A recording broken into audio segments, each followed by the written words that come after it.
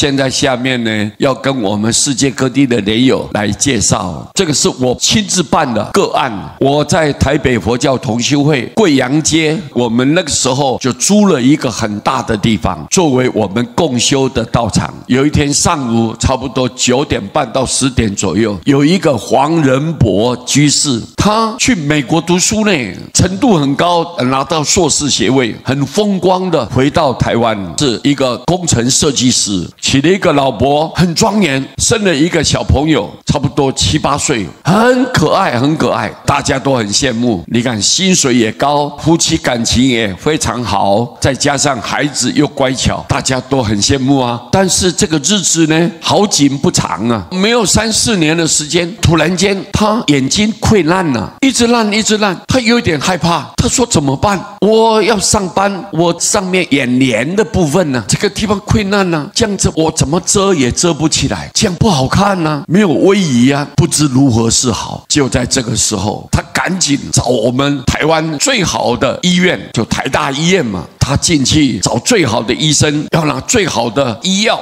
来把他诊断医疗，希望以最短的时间能把他医治好。结果他就进入到台大医院去了。结果一住啊，1年呢都没有好转呢，整年都没有改善。哎呀，怎么办？他心里很着急啊，心里面呢没有那种安全的落实感。就在这个时候，他脑筋转得快，他说：“我们呢也要碰到有缘的医生呢。如果说跟我有缘分的医生，说不定药到病除啊。”他心里很期待，说在这个地方可能缘分不在台大，那我怎么办？他又转院了，结果到哪里？到国泰医院，也是非常有名气的医院，那里面的医疗设备都是第一流的。没想到他一进去，又是半年，一点进展都没有。他的病啊，依然一直扩散，眼帘的部分本来溃烂一点点，慢慢一直扩散，眼睛呢就流那个浓汤啊，一滴一滴滴下来，他心里面更没有底了，怎么办？这样子，他几乎都要被炒鱿鱼了，工作都要丧失掉了，到底怎么办呢？各位，光顾有好的职务，有好的学问，但是对他病体这一方面的遭遇啊，他一点办法都没有，求救无门啊。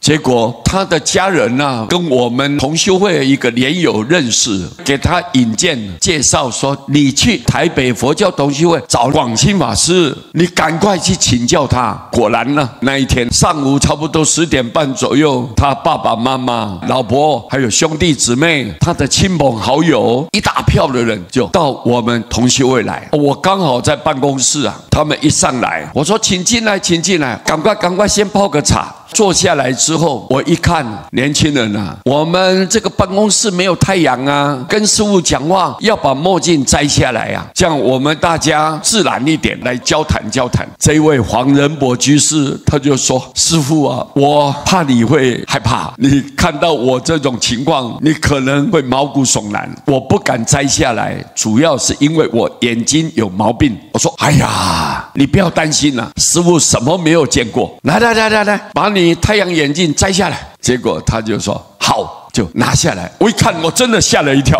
哎呦，怎么是这样子呢？原来他怎样？这个上面啊，眼帘这个眼皮上面完全被那个细菌吃光，而且那个浓汤啊，这样一直滴。我一看，你有没有去看医生啊？结果他跟我回复说：“师父，台湾最好的医生我都找遍了，我台大住1年，国泰医院又住半年，但是我现在目前还是仍然有这样的情况在。我听他们讲说，师父会帮我尽量的解答这里头可能是什么原因造成的，请师父帮我看一看，帮忙，关心我一下。”我说：“哦，你医生全部都治疗过了，也都检查过了，药物也给你治疗过了，你如果没有改善，师父可以很坦白的，我不要拐弯抹角，直接告诉你，这个叫做因果病。”他说：“什么叫因果病？”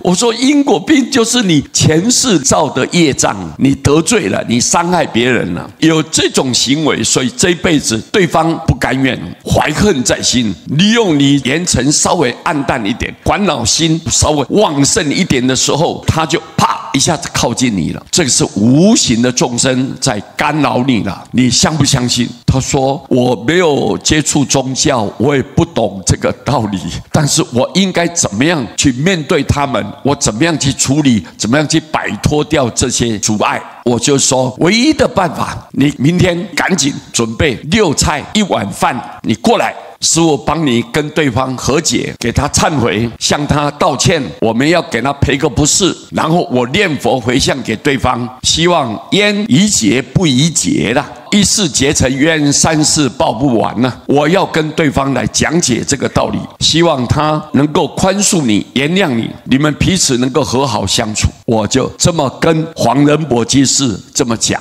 他说哦，真的啊，好，那我就按照师父你交代的，我就做。他很配合。第2天，他把这些贡品都准备好了，就到我们道场来。那一天，我请了几位法师，我们的莲友一起帮他诵个阿弥陀经，然后念佛。念完佛以后，师父就跟他身边的冤亲债主沟通了。我讲解要怎么样在这个世间要让他和谐。可能前世他得罪你了嘛，伤害过你嘛，你有一点不甘愿，怀恨在心，你现在采取报复。这个按照因果的定律来讲，是理所当然的。他种的因嘛，得的果报，他不能逃避，他应该要勇于去接受。但是问题呢，如果他现在被你折磨到最后，他往生了，他内心一定会非常非常的气愤。我为什么跟我的女儿分开？为什么跟我的父母分开？为什么跟我的老婆分开？我这么年轻，结果我没有好好的照顾家庭，一下子命丧黄泉了。他不甘愿，等到他往生了以后，他很清楚了解是哪一个人找我麻烦的，让我不能如愿以偿，很健康的好好的生活下去。是哪一个人用什么方式，用什么手段来对付他，他都知道的。往生了以后，自然在鬼界、灵界当中有5种神通。那个时候，他如果不能原谅，